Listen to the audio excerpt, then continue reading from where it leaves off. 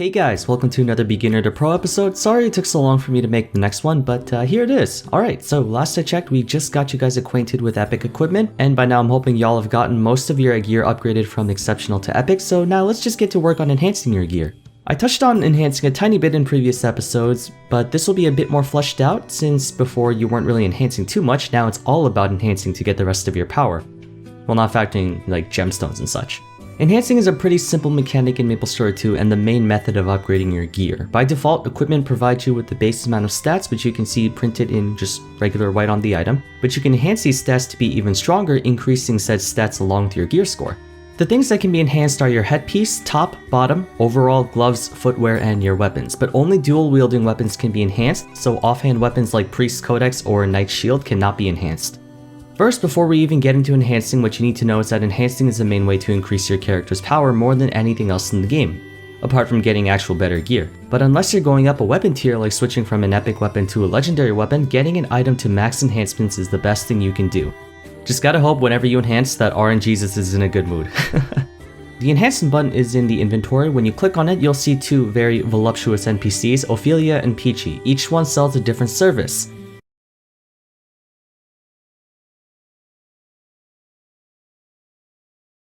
Ophelia allows you to enhance your gear with a % chance of the item failing, while Peachy guarantees you'll succeed each enhancement at the cost of tremendous amounts of resources.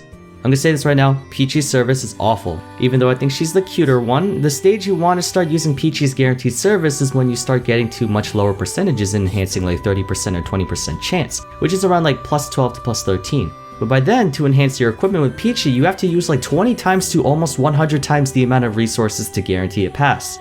And unless your RNG is terrible, you can easily pass the 20% or 30% in less than 20 attempts. The reason Peachy's service is so absurdly high is because in Korean MapleStory 2, Ophelia would actually destroy your equipment if her enhancement failed, so it did make more sense to go Peachy's route. But in GMS 2 they took that away, but never changed Peachy, so I hope they'll fix her soon. Anyway, select Ophelia and a new interface will open up. It shows all possible equipment that can be enhanced. The equips that have a check mark on them are the ones that are currently equipped to you. The tab below shows you sacrificial items, which are important once you enhance your equipment past 10. Okay, so to choose what equipment you want to enhance, just click on the equips on the top right. The first thing you want to enhance is your weapon, since weapon gives you the largest boost in power, plus it gives you the highest amount of gear score increase per enhancement. Now, as I said before, wait until your weapon has at least piercing on it, with a secondary attribute being physical piercing, total damage, or boss damage, or if you're an assassin, it could be crit damage. Once you have an appropriate weapon, start enhancing. From plus 1 to plus 10, all it asks of you is Onyx Crystals, Chaos Onyx Crystals, and Crystal Fragments. To repeat, in order to get Onyx and Chaos Onyx Crystals, you just get them from opening chests from daily missions, dismantling equipment, buying them from the black market, and a bunch of other ways. It's not hard to get them these days, and for Crystal Fragments, you just buy them from an NPC or wherever, and you can get like 1 or 2 from chests.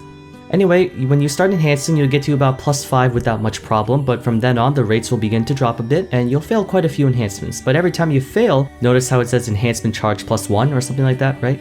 The cool thing about enhancing in this game is that every time you fail, Nexon gives you a little bit of a parting gift to try again. Now do not use those enhancement charges, you're gonna need them later. Once you reach the higher levels of enhancing, like plus 13, plus 14, you're gonna need these because enhancements get very expensive. You can stack as many enhancement charges as you want, which is bound per weapon by the way, so it's not like you fail one piece of equipment 99 times and then move those charges over to the next weapon you actually want to. That's not how it works, it's bound per item. Each enhancement charge brings your success rate up by 1, and until you reach plus 10, you get 1 enhancement charge per fail. Then when trying to... You know what, I'm just gonna put a screenshot on the screen for you to read while I talk. Right, so anyway, enhancing from plus 1 to plus 10 doesn't give you that much in terms of bonuses, but starting plus 11, you'll need duplicates of that item in order to continue enhancing. So take for example my Merpagoth Warrior throwing weapon, it's sitting at plus 13 right now. To enhance this weapon, you'll need at least 3 charges. However many duplicate weapons is required is however many enchantment charges you will get should you fail. In other words, if you lose 80 total weapons, you have an extra 80% chance to pass worth of enhancement charges. There are 2 ways to boost your success rate once you reach plus 10. The first way is to use more dupes than actually required. Each extra dupe increases your item's success rate, but only up to a maximum of 30 total %. Then the other 70% can be obtained through enhancement charges. What a lot of people like to do is enhance their items to plus 14 using only the dupe increase method in hopes their 30% passes, and then once they get up to plus 15, they take all the enhancement charges they saved up, failing up to plus 14 to finish out the last one because plus 15 is really expensive. It's actually a pretty neat system.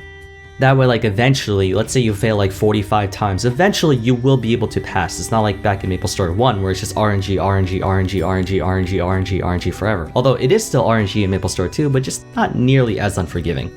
Getting your weapon to plus 15 though will take a very long time. You'll need probably like 70 copies of your weapon to finish one, and we rogues need to do this twice since we have 2 weapons that can be enhanced, so yeah, don't play Assassin or Thief unless you want a world of pain in terms of luck.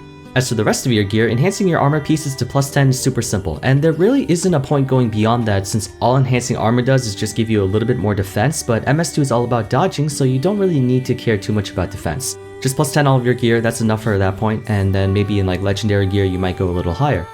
Okay, so last few things to cover up, I'll just put on the screen right now. Enchanted gear drops more onyx crystals and such to act as sort of a refund in case you ever want to dismantle an enchanted gear, but it doesn't account for all the crystals you lost for every failed attempt that you had while enhancing.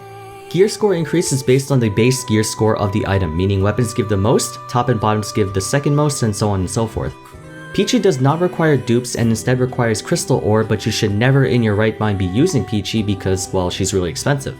And I think that's it. If you guys have any questions, let me know in the comments section below, but overall enhancing is pretty intuitive, so you should be fine. Thanks for watching and stay tuned for the next beginner to pro episode, and I'll see you guys again in the next video. Take care.